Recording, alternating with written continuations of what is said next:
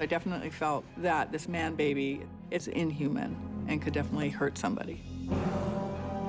It was definitely communicating with me by saying, Todd, I'm here. You may own the house, but I live here. When I leave the property, I say, whoever is with me, please stay here on the property. Do not follow me home.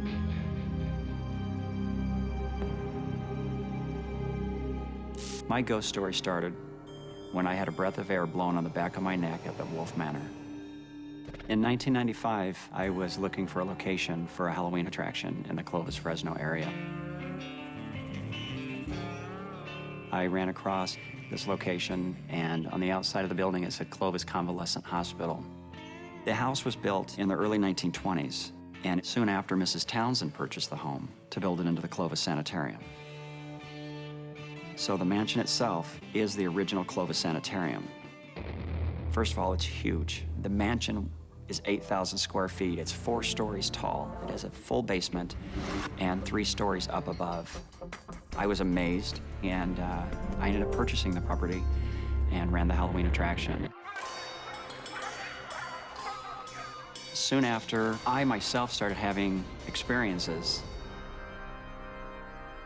During the Halloween attraction, we were getting ready to open. That's when something came up and touched me on my lower back.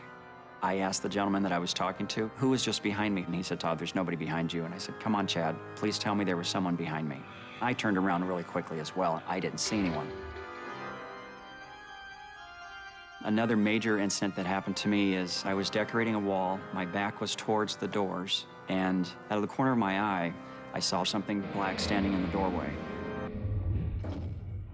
There was a full-figured man. I saw the legs, I saw the arms, I saw the hands, I saw the shoulders, neck, I saw the outline of the head, and it was standing in the doorway, and it just came straight up to me within just a second. I was absolutely horrified. Whoever was with me wanted me to know he was right here. I jumped, and then it was gone. Soon after, one of the cast members said she wanted to work in the house that night. We put her in this closet, and I said when guests walk by, just kind of come out of the closet a little bit and frighten the people. 20 minutes later, she found me. Her mouth was dry. I could tell she was very nervous. I pulled her off to the side, and I asked what's going on, and she said, Todd, something put their hands on my shoulders and pulled me back into that closet. At that point, I knew that something was happening in that house, and it wasn't just about me. We've heard from a lot of nurses that used to work there that there was some abuse. You can see where there would be 4 or 5 beds per room. And so you just felt like the patients were really kind of shoved up in these rooms. They knew that the patients weren't being treated very well. And actually, one nurse came in the house during a ghost tour, and she broke down. She just started telling us stories, and she was there kind of to apologize. She said, I was not nice to the patients here. So the Wolfe Manor, the Clovis Sanitarium, was a place really people came to die. I feel that there were once patients there, and they just haven't left. I met Donna Raymond when she came on a private ghost tour. As soon as I walked through the front door, I was speechless. The house looked freaky, for one thing. It was very dark. And then all these emotions came over me of sadness and despair and depression. I didn't quite know what was going on. I hadn't had that before. And so we started to go through the house, and I just kept getting these emotions. Depressed, sad, confused, and I didn't know where they were coming from. At the time, I did not know she was a sensitive. I go into places and I feel energies, and it usually starts with the energy I walk into. Then I can get, whether it's a male or female, female's energy are lighter and males are much more grounded to the earth. About an hour into the investigation, we ended up on the 3rd floor. We were in a room, and to me, it was just another room in the mansion. It's the only room in the house that has furniture, and I kept getting my attention drawn to this chair. And I kept thinking, there's somebody sitting there.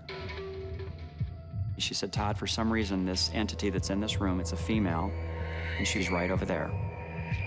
She said, Todd, she's wanting me to let you know her name is Mary. And for some reason, she doesn't want you to touch any of her furniture in her bedroom. Months later, another group called me up and said, Todd, we've heard this place is haunted. We would like to come in and do an investigation. So they brought in a psychic as well, and we went into that same room, and they told me the identical story. This room is really crazy in here, and there's a female, and she has this message that you need to know that her name is Mary. I believe that Mary was one of the patients there, and for some reason she does not want to leave. Another major incident that happened to me is we just got done filming. We went back to look at the footage that we shot, and we realized there was something in Mary's bathroom. And it looks like a small child with a larger head crouched all the way over in like a fetal position. It looks exactly like a person sitting in there, like they're hiding. When I saw the picture of the spirit, I definitely felt that this man baby is something that has never been human, is inhuman, and could definitely hurt somebody. Am I a believer now? Absolutely. When people tell me that they don't believe in spirits and that this is all nonsense, I say, come to the Wolfe. It's one of the few places that is incredibly haunted, that almost everybody who goes there has an experience, whether they're touched, their hair's played with, they feel a cold spot. Almost everybody has some kind of occurrence happen at the Wolfe Manor. Would I be afraid to go to the Wolfe Manor alone at night? Absolutely.